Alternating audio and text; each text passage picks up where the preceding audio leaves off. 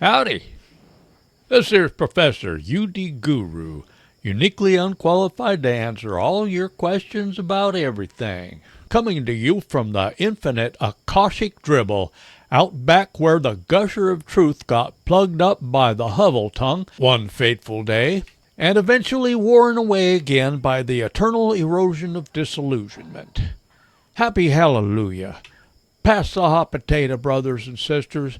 Let's get our noses to the grindstones and see what kind of unbelievable theories of nothing I can channel from the unworld at large while I try to relax in the hot seat of horse hockey with the fickle finger of fate firmly wedged in the good goddamn of enlightenment. Today's topic is, what is life, the universe, and everything really? And why do we have to go unconscious before we can get the first inkling of ecstatic accomplishment? Heck, I don't know, but since it happens to us every day and pretty much uses up about a third of our lives, don't you think we might want to sit down, put our heads together, and figure it out? So, what is sleep? How can something so basic to our very existence be so underappreciated, misunderstood, misrepresented, and save for the moment when we finally determined at the end of each day, after trying everything we can think of, that there's literally nothing on YouTube, Netflix, or TV worth watching, including the 4 hours of horse hockey we just got finished watching? Well, let's get it all figured out right here. Let me just tap into my infinite source of guessing, also known as channeling from the Akashic dribble. There is an Akashic record, you know. It was a mystery for many years, but then they invented the internet.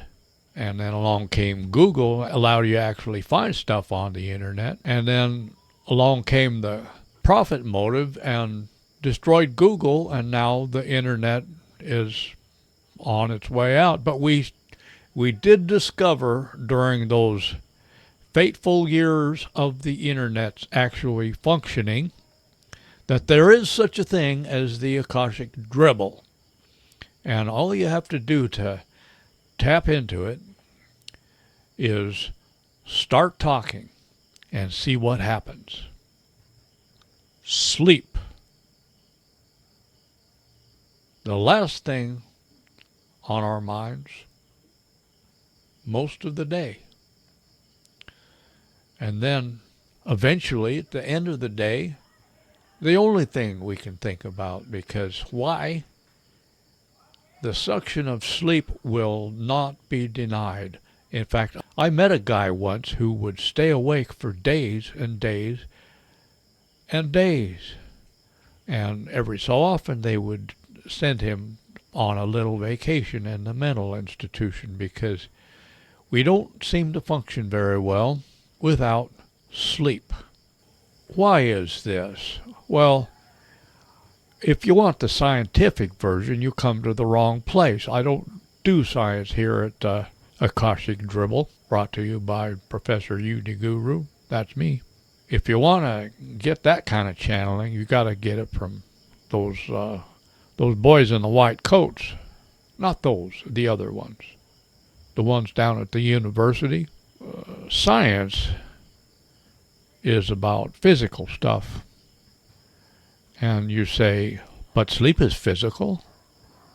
Well, the physical thing that we call sleep is just a cover-up. It's a big cover-up. That's not really what's going on.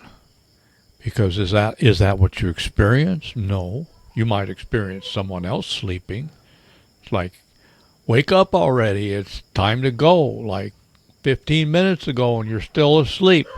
That kind of thing. That's you experience someone else being asleep. But what do you experience when you are asleep? Well, the word sleep and our description of it is just a description. It's the one we're used to. It's the one we're comfortable with. It's the one that gives us no useful information. Well, I go to sleep because I'm tired. Well, yeah. But what's tired? What's I? What's you? What is identity? What is it that gets tired? Well, my body and my mind and stuff. Well, okay, if you want to be that way, but like I said, if you come here for the standard definition, why don't you just look in the dictionary or Wikipedia? You can get the standard horse hockey down at Wikipedia any old time. Most of it's not understandable because it's, written by people who specialize in showing off how much they think they know instead of people like me who are channeling directly from the gates of horse hockey hell. The Akashic dribble. I looked up Akasha, by the way. Akashic record is something I got from the spiritualistic books that I used to read when I was reading, before they invented the internet. Now I just stare. That's all I have to do. I don't need to read anymore. But Akasha come from, I guess they call it India, where they have like Sanskrit and Hindu and Buddha and all that kind of stuff. And it's just another word for oneness. The notion of Tao, the Great Spirit, God, the universe, everything, infinity, reality, experience, existence, those are all the same thing. I call it oneness because it's basically the original thought is it's everything, and you can't really describe it. And then you got the second thought after that obviously is what happens when you don't have everything split up as one. In other words, not split up. Well, that's when you got it split up. These are all things that have to be defined by circular definitions. So you got many words for the same thing because there's no way to actually define infinity at all. Experience, reality. You can't define these things. You define one with the other, and then you turn around and define the other with the one. It's just goes in circles forever. Circular definitions.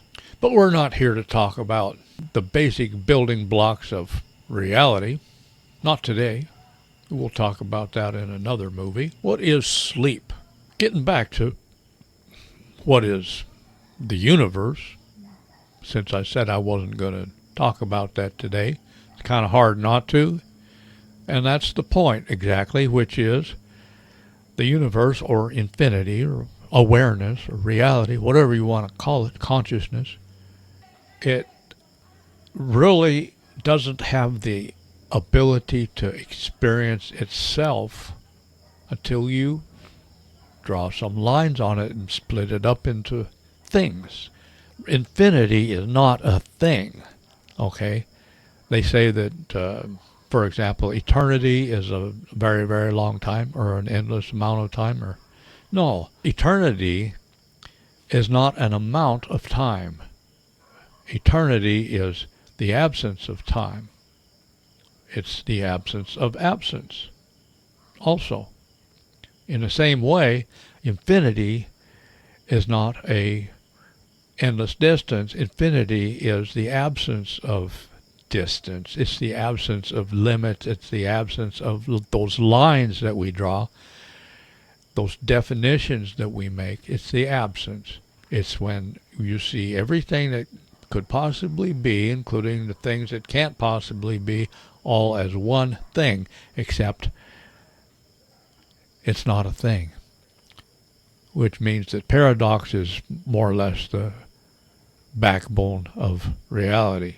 But when you do split the universe up into things or entities, some of those entities seem to be aware of being aware of their own existence. And we call this identity. It's like you say, well, that's me, but that isn't.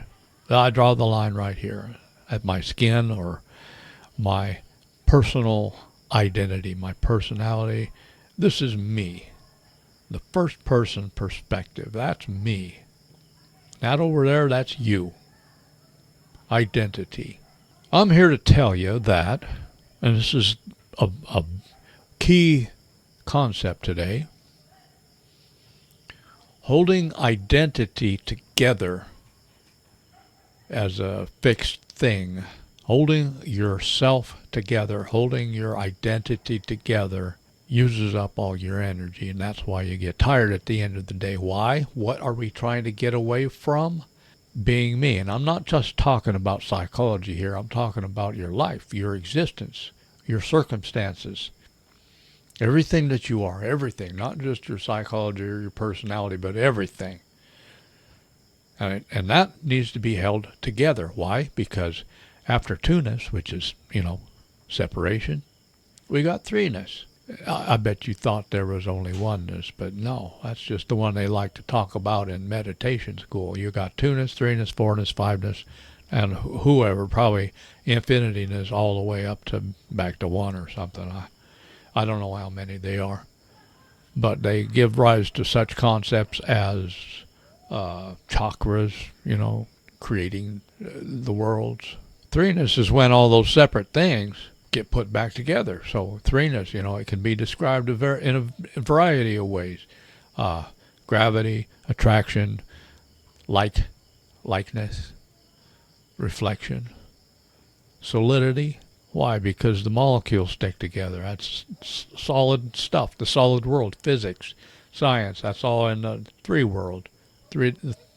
three-dimensional reality, and a bunch of other stuff. I'm not going to try to figure out too many things to say here. I'm busy channeling the real thing.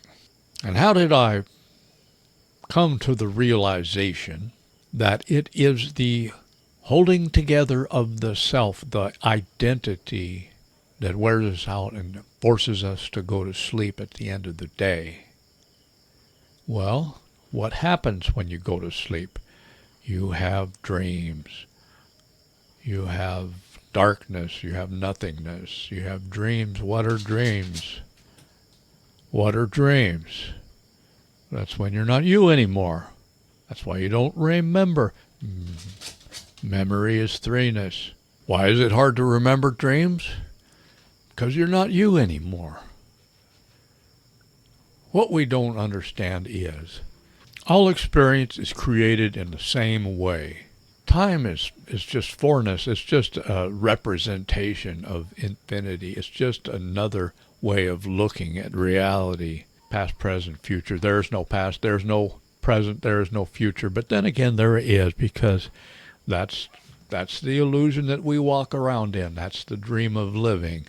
And the dream continues when we go to sleep. Did you hear the air quotes around that? Go to sleep.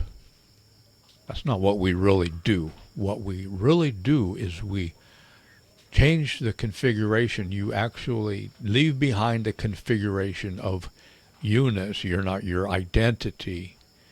And then you are not you. That's why you go to sleep. Air quotes again. That's why you meet people that you never met. Remember people that you never met when you do meet them sometimes. You remember things that never happened sometimes because you're not you anymore. In fact, you could be somebody else, or you could be nobody. That's why you have 4 seconds of this and 7 seconds of that, and then you're somewhere else, and then you're flying around, and then you never know what's going to happen in a dream. None of it makes any sense sometimes. That's because you're not you. You're outside of the definition that you see as your identity. You step outside of it because you have to. You have to relax the tension that holds it together. You can't hold it together indefinitely because that's not how time works. Time keeps moving. That's fiveness. Movement and change. That's fiveness. Flow. Transition. Going from one state of being to another. That's fiveness. And after that, you're in the unworld at large instead of the real world, the so-called real world. The so-called real world is just another dream, but it's a physical dream. And yeah, the laws apply. Don't go play on the freeway just because I said it's all an illusion. I prefer that you wouldn't. Because the physical dream is physical. It follows physical laws most of the time. But our energy is not always focused on the physical. It's like sound. Sound is broken up into different harmonics. Sometimes you got the first harmonic is stronger. Sometimes the third harmonic is stronger. Sometimes the seventh harmonic is strong, and that's a kind of unpleasant sound. You got all these different harmonics inside of one sound that most people don't know anything about, except for musicians and piano tuners and stuff like that. And reality is like that. It's kind of a vibrational phenomenon also. I shouldn't say reality, I should say the world. Reality, it comes with a capital R in my way of thinking. Reality is infinity. That's what's really going on, which we can't really directly experience because infinity, it has no lines drawn on it. It has no identity. It can't experience itself. So identity is our ability to experience based on the fact that we limit what we can perceive. We can see this and that and that and that. You can't see everything at once because then that's infinity. Infinity, it includes experience inside of everything. I mean, everything's included in infinity, but infinity itself is not a thing. It has no abilities. But I have to stress over and over that we each create our own physical world. Your world might be more physical than mine, or my world might be more physical than yours. But a world is a world, and each of us has our own world. Each of us is the center of our own world. We project our world outward from the self, from the personal configuration of the individual. And our worlds intersect, obviously. And when your world and my world intersect, then we have a common world, a consensus world. And that's where we get laws from. And we decide, well, this is the truth. The laws of physics, the laws of society, the laws of God, whatever we think up for God to believe in. When our worlds intersect, then we get more solidity, more stability, more predictability. The world is the same every day, except it's not, because it can't be, because there is also this thing called fiveness where nothing ever stops changing. So fourness is, organization, order, time, evaluation, where you put things on a scale, you evaluate things, analysis. But every moment, and don't confuse the moment with present time. Present time is just a mental construct. The moment is infinity. The moment that you're experiencing right now is infinity. And that's all there is. Everybody else is just a dream character. And you are also a dream character. Now, when it comes to living with and around other people, we have to assume and pretend that we're all real, because it doesn't work any other way. That's the school of life, or the Earthville Mental Institution, or whatever you want to call it. But there also comes a time when you want to know what's actually going on beneath the surface. And that's when you realize that you and me, we are not these identities. They're just like avatars that we ride, just like a mule that we ride through life. And the mule only lasts so long, and then what happens? Well, infinity can't be besmirched or broken or killed. Eternity, infinity, awareness, consciousness, reality, experience, God, the Tao, Akasha. There's a zillion names for it. The Great Spirit, God, the universe, all the same thing, oneness, all the same thing, but it's not a thing. But we have to pretend it is so we can talk about it. So what is sleep? Sleep is when you can't keep it together anymore. Together is threeness, remember? Identity is two-ness. So you brace yourself, close your eyes, go through the transition zone, I call it the Urumara, and you find yourself in the unworld at large. Every dream is an out-of-body experience. Every dream is an out-of-body experience. Out-of-body experience, lucid dreaming, these are all phony distinctions. We have to rethink this, and I'll try to help you out with that because I know everything. I just can't remember it all at the same time. That's why I have to turn on the camera, or else I have to look at, my Bible. This is a pile of papers on my table. It's like, blow the dust off of it and look for a topic. Like, here's a topic. The Big Bang Theory is the creation myth of the religion known as science. Stuff like that. I've got a lot of stuff to talk about, but we can't do it all in one day. All statements of fact are exaggerations, including this one. Here's a good one. Congratulations. The world is exactly as you imagine it to be. This here's Professor U.D. Guru. I'll see you in the next movie. Thanks for showing up. Bye-bye.